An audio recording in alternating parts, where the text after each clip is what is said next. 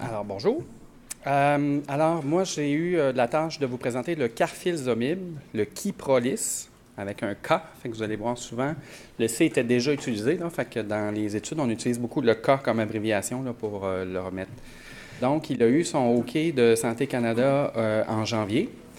Il est maintenant en attente d'une réponse et de P-Coder pour le reste du Canada et pour l'INES ici au Québec.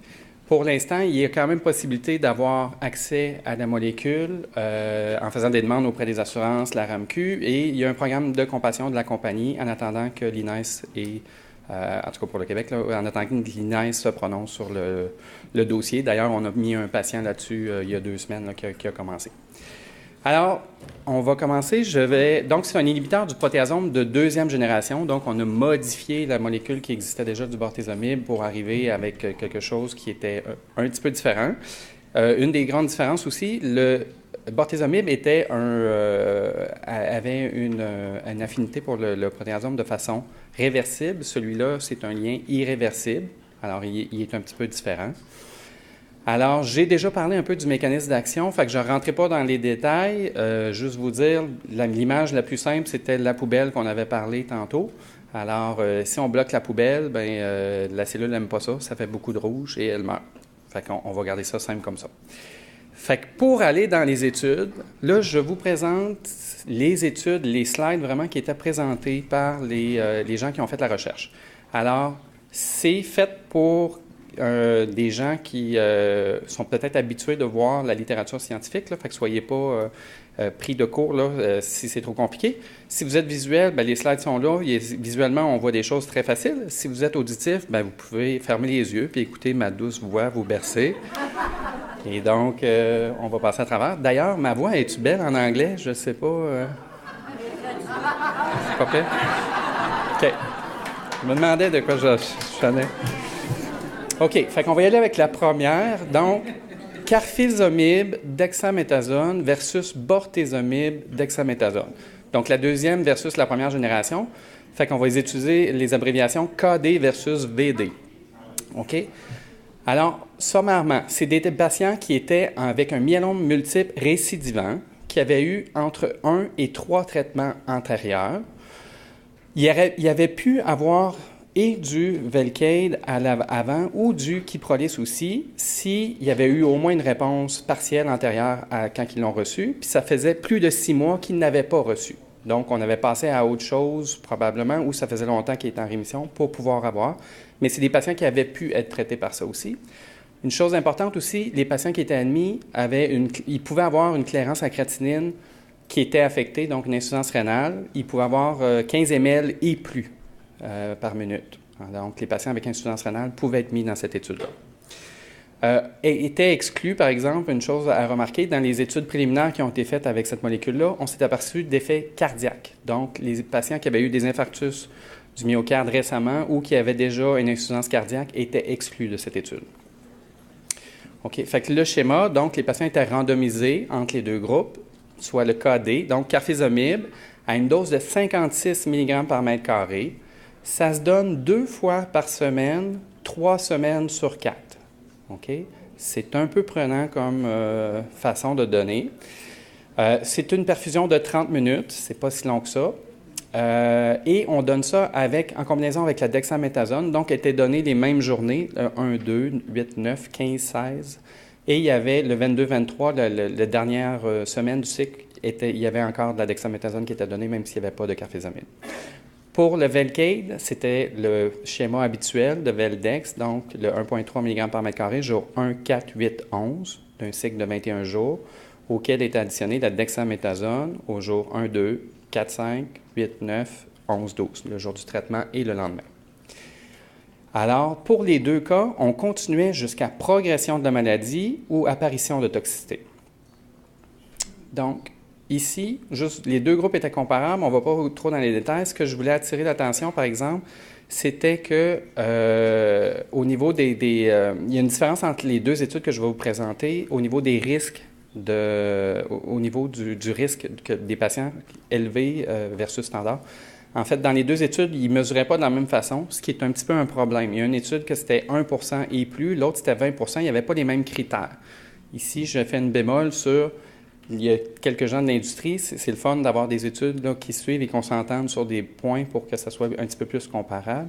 Mais il y avait donc, c'est une différence entre les deux études que je vous présente. Dans ce cas-ci, il y avait 18 et 13 des patients qui n'avaient pas le critère n'était pas disponible. Dans l'autre étude, il y en avait beaucoup plus, on va le voir plus tard. Malgré que c'était possible d'avoir des patients qui avaient une insuffisance rénale, il n'y en a pas beaucoup qui ont été mis dans les groupes, donc juste 6 qui avaient en bas de 30 ml/min, puis 12 qui étaient entre le 30 et 50 pour le KD, là, comme on voit. Les patients, la plupart avaient, la moitié avaient eu seulement une ligne de traitement antérieure. La plupart avaient été exposés au bortezomib. C'est ça, on a ici. Alors, le critère principalement, c'était la survie sans progression. Et on voit qu'il y avait une grosse différence. Les deux courbes se séparent très bien. Et nous, ce qu'on regarde, c'est la médiane, donc le chiffre où est-ce qu'on arrive à 50 des patients qui progressent. Et il y avait une différence. Dans le groupe KD, ça prenait 18 mois, 18,7 mois, versus 9,4 mois. Donc, on avait 9 mois de plus avant que la moitié des patients avaient une progression. Donc, ici, c'est juste pour vous montrer, quand on est à gauche, ce qui est meilleur, c'est le traitement KD, le carfilzomib. Puis si le point bleu serait à droite, ce serait le Veldex qui serait mieux. Alors, on voit que tous les points sont vraiment à gauche pour tous les types. Donc, selon on a une insuffisance rénale ou pas, selon notre risque, si on est à risque élevé ou pas. Il y en a juste un qu'il y avait 6 patients dans les deux groupes que c'est passé pour montrer une différence. Okay? Fait que tout le monde bénéficiait du traitement. Puis peu importe ce qu'on avait reçu aussi avant, qu'on avait reçu la lénaludomide, si on avait été réfractaire ou pas. Alors, peu importe les traitements d'avant, c'était tout du côté, ça penchait tout vers le côté KD. Taux de réponse, qui est une évaluation secondaire. Donc, les réponses complètes, on réussit à avoir 13 versus 6. 54 versus 29, des très bonnes réponses et plus. Puis pour un taux de réponse générale, 77 vers 63, c'était statistiquement significatif dans tous les groupes. Vous voyez dans le bas, la durée de réponse, la durée de réponse qui était de 21 mois versus, pour le KD versus 10 mois pour le VD. Donc, on avait des durées plus prolongées. Survie, beaucoup trop tôt pour en parler. Alors, on va continuer de suivre ça, mais il n'y a pas de différence significative à ce niveau-là. Les effets secondaires, donc c'est un peu ça qui nous intéresse aussi, c'est quoi qui se passait avec ça. Il y avait un petit peu plus d'effets secondaires de grade 3, 73 versus 67, c'est pas beaucoup. Des effets considérés graves, 48 versus 36. Cependant, ça ne venait pas venir réduire les doses. Souvent, quand on a des effets secondaires, on est obligé de baisser nos doses. Au contraire, c'est dans le groupe VD qu'il y avait plus de diminution. Et c'est dans le groupe VD aussi qu'il y avait plus d'abandon. Fait que malgré qu'il y a plus d'effets secondaires, ça ne semblait pas compromettre le traitement. Dans les points qui sont différents, qu'on voit dans les groupes, l'anémie, il y en avait un petit peu plus que dans le groupe KD que dans le groupe VD. Et le zona, bien, il y en avait moins que dans le VD. Je vous ai parlé tantôt que le bortezomib, c'était très important d'avoir une prophylaxie. Il y en avait un petit peu moins dans ce groupe-là. Dans les autres effets, au niveau de la dyspnée, au niveau de la pyrexie, de faire de la température, toux et hypertension, je vous ai parlé des effets cardiaques, il y en avait plus dans le KD. OK? En revanche, la diarrhée, la constipation et les neuropathies périphériques, que je vous avais parlé tantôt, qui était un problème avec le Velcade, étaient moindres dans le groupe KD que dans le groupe VD. Les problèmes cardiaques qu'on a parlé, donc insuffisance cardiaque, cardiopathie ischémique ou l'autre c'était hypertension pulmonaire dans le bas. Il y en avait un petit peu plus. Ce n'est pas des gros chiffres. Des grades 3, c'est les événements les plus importants. Ce n'est pas encore des gros chiffres, mais il y en a un petit peu plus que dans le Velcade. C'est quelque chose qu'on savait, qu'on avait vu dans les autres études. C'est quelque chose qui est à surveiller avec la molécule. Pour les thromboses et les embolies pulmonaires, il y en avait un petit peu plus que le Veldex. Le Veldex, c'est un traitement qui en avait très peu, là, à comparer des imides qu'on parlait tantôt, qui étaient plus rapportés pour ça. Alors ça, c'était la première étude. La deuxième étude, elle s'appelle Aspire, et le régime était plutôt différent. Alors, c'était une association de carfilzomib, lénaludomide ou le Revlimid et la dexamethasone, donc KRD, et c'était comparé au RD, donc lénaludomide et dexamethasone. Encore une fois, c'était chez des patients qui avaient eu 1 à 3 lignes de traitement. Dans les différences, ces patients qui avaient une insuffisance rénale étaient exclus de l'étude parce que le lénadomide, pour les patients qui ont une insuffisance rénale, il faut ajuster les doses. Alors, c'est un petit peu plus compliqué. Ils ont décidé de les exclure de l'étude. Il ne fallait naturellement pas être intolérant au lénadomide ou à la dexaméthasone. Donc, le schéma était différent dans cette étude-là. On ne le donnait pas de la même façon. KRD, donc la dose de carfilzomib était moindre, était à 27 mg par mètre carré au lieu de 56. Ça, c'est parce qu'on a un triplet aussi. On a une association de 3 drogues. Il était donné encore les mêmes jours, 1, 2, 8, 9, 15, 16. Le lénadomide et le dexaméthasone étaient donnés pareil dans les deux groupes, soit le schéma habituel qu'on connaît de 1 jour sur 21 et la dexaméthasone qui était 1 fois par semaine à ce moment-là sur des cycles de 28 jours.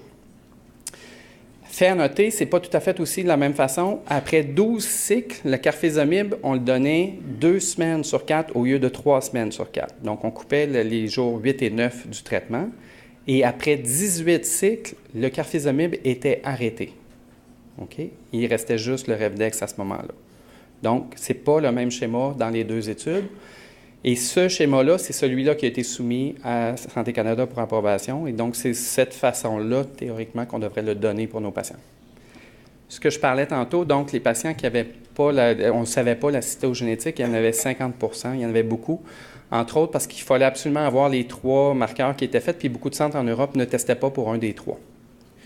OK. Alors, la plupart des patients aussi avaient eu un autogreffe avant de 54-57 % des patients avaient eu un autogreffe avant. Et si on voit ici encore le même critère, la progression sans la survie sans progression, pardon. Alors, on voit que les courbes se séparent et la médiane est atteinte à 26 mois pour KRD et 17 mois pour RD. Là, vous vous souvenez que j'avais parlé qu'à 18 mois, on arrêtait la molécule. Si on voit, les deux courbes se séparent jusqu'aux 18 mois, puis quand on arrive aux 18 mois, où est-ce qu'on arrête le carfilzomib, on voit que les deux courbes commencent à se rejoindre. Alors, il y avait une différence notable là, ici de l'arrêt. Encore une fois, peu importe le sous-groupe dans lequel on était, à quoi qu'on avait été exposé avant, il y avait toujours un avantage du côté carfilzomib que du côté contrôle. Si on regarde les patients qu'on avait de la cytogénétique, donc pour le groupe qui était à haut risque, on passait de 13 mois, si on était dans le RD, à 23 mois, donc une addition de 10 mois à recevoir le carfilzomib. Et dans le groupe standard, on passait de 19 mois à 29,6 mois. Donc aussi, qu'on soit à haut ou à risque standard, il y a un bénéfice à recevoir la molécule. Encore une fois, pour la survie, il y a une petite séparation des courbes, mais on est trop tôt là, dans des analyses intérimaires là, pour avoir vraiment le statistiquement significatif à ce niveau-là.